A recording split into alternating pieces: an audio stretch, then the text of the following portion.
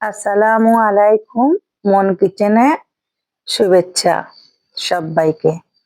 এই যে তেল দিয়ে আলুটা একটু নুন আর হলুদ দিয়ে ভেজে নিলাম। এই যে ভাজা হয়ে গেছে,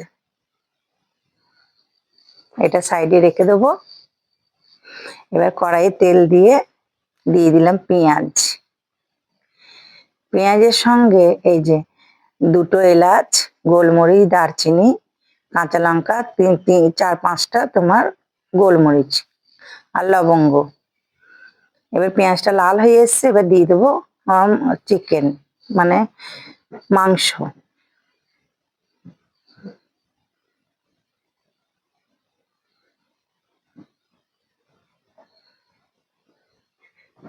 এবার দিয়ে দিলাম আদা রসুনের পেস্ট, একসঙ্গেই করা ছিল, দিয়ে দিলাম।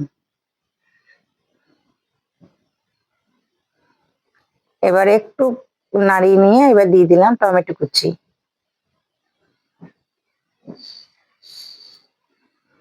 এবার টমেটো কুচি দিয়ে ভালো করে নাড়াচাড়া করে এই যে ঘুরে এলাম।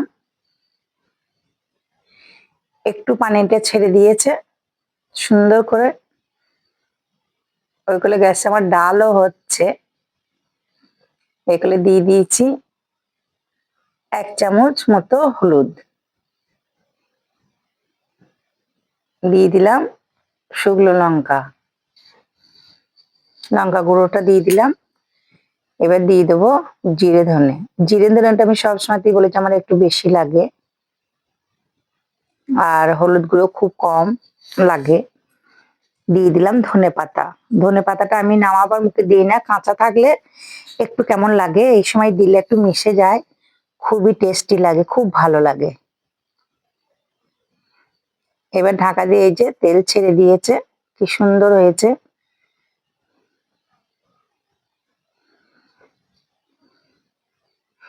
এবার দিয়ে দিলাম স্বাদ অনুযায়ী চিনি, কারণ চিনিটা আমি সবসময়তেই দিই টেস্টি হওয়ার জন্যে। আর ভেজে রাখা আলু, ভেজে রাখা আলুগুলো এসে দেবো, যার ফলে আমি পানি দেবো খুবই কম, খুবই কম পানি দেবো, আমি বেশি পানি ইউজ করি না, মাখো মাখো করবো তো।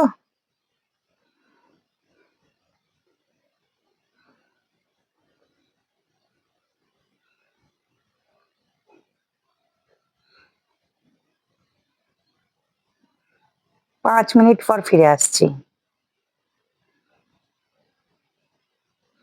এই যে ফিরে এলাম, দিয়ে দিলাম একটু পানি। এই যে এই হালকা করে পানিটা দিলাম, শুদ্ধ আলুটা মাংসটা ভালো মতো একটু সফট হয়ে যাবে আর আমার হয়ে যাবে। কেন আমি বেশি পানি দেবো না, ঝোল একদমই হবে না,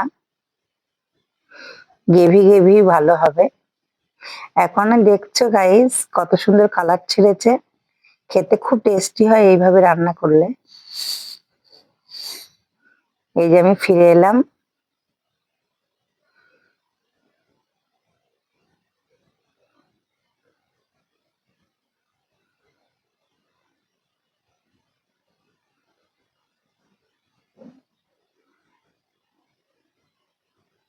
ব্যাস আমার কমপ্লিট।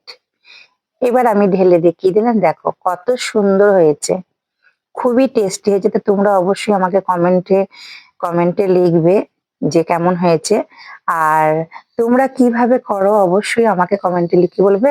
তোমাদের মতো করার আমি চেষ্টা করব। চলো টাটা, বাই।